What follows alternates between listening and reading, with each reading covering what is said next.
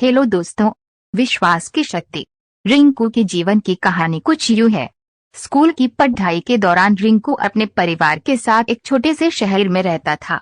पढ़ाई लिखाई में इसका मन नहीं लगता था। अपनी कक्षा में ये हमेशा ही फिसड्डी रहता था। मुश्किल से किसी तरह पास होकर अगली कक्षा में पहुंचता था। स्कूल के बच्चों से लेकर मोहल्ले तक लोग रिंकू का मजाक उड़ाने में कोई कसर नहीं छोड़ते थे। रिंकू की पढ़ाई में कमजोरी से उनके माता पिता भी दुखी रहते थे। पढ़ाई में पिछड़ने का दुख तो रिंकू को भी होता था, परंतु कोशिश करने पर भी पढ़ाई में उसका मन नहीं लगता था। हर तरफ से उपेक्षा और तिरस्कार से दुखी होकर अंततः रिंकू ने पढ़ाई छोड़ने का मन बना लिया। अभी वह 10वीं कक्षा में था। उसकी पढ़ाई की जो स्थिति थी उससे बोर्ड की परीक्षा में उसे पास करने की उम्मीद लगभग न के बराबर थी। अपने जीवन से निराश रिंकू एक दिन जब स्कूल से घर लौट रहा था तो रास्ते में एक जगह रामायण की कथा हो रही थी। उस समय ओजस्वी स्वर में कथावाचक लंका कांड की व्याख्या कर रहे थे। कथावाचक के ओजस्वी स्वर से बुरे ख्यालों में खोए रिंकू की तंद्रा भंग हुई और वह सम्मोहित होकर कथा स्थल की ओर चल पड़ा। कथा स्थल पर पहुंचकर वह जगह बनाते हुए आगे की पंक्ति में जा बैठा। रिंकू को देखकर कथावाचक मुस्कुराए और अपनी कथा को जारी रखा। रिंकू एकाग्रता से कथा के एक एक शब्द को सुन रहा था। इस समय कथावाचक कह रहे थे, समस्या बड़ी गंभीर थी। सागर तट पर भगवान राम की सेना के सभी योद्धा लक्ष्मण, हनुमान, सुग्रीव, अंगद आदि गंभीर सोच में डूबे थे। जटायु से ये तो पता लग गया था कि रावण सीता को लेकर दक्षिण दिशा में उफनते समुद्र के पार स्थित अपने राज्य लंका में गया है, परंतु इस विशाल समुद्र को लांघकर लंका जाएगा कौन? समस्या विकट थी। तभी वहां की शांति सुग्रीव के आवाज से भंग हुई। सुग्रीव ने प्रभु राम से कहा कि हमारे बीच एक ऐसे दिव्य शक्ति है जो समुद्र लांघकर लंका जा सकती है। तब भगवान राम की जिज्ञासा को शांत करने के लिए सुग्रीव ने महाबली हनुमान की ओर देखा।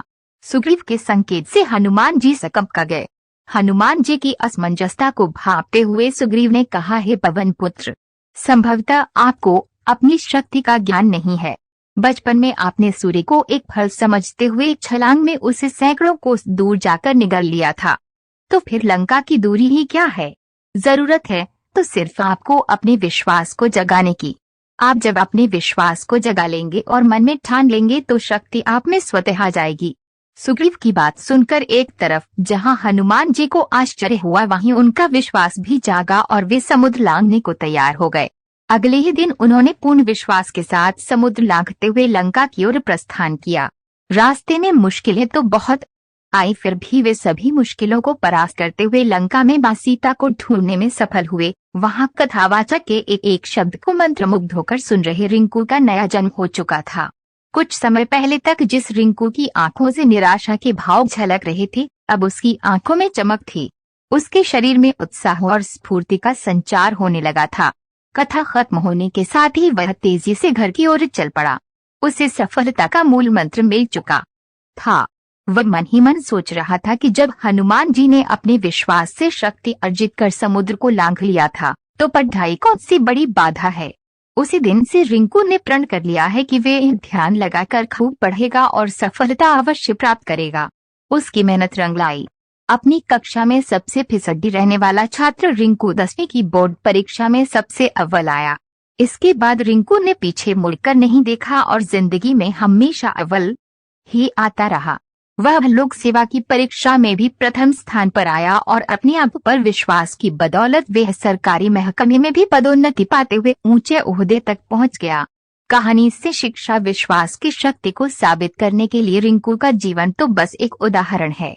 हर एक सफल व्यक्तित्व के पीछे उस व्यक्ति का विश्वास और कुछ कर गुजरने के जज्बे का मुख्य योगदान होता है।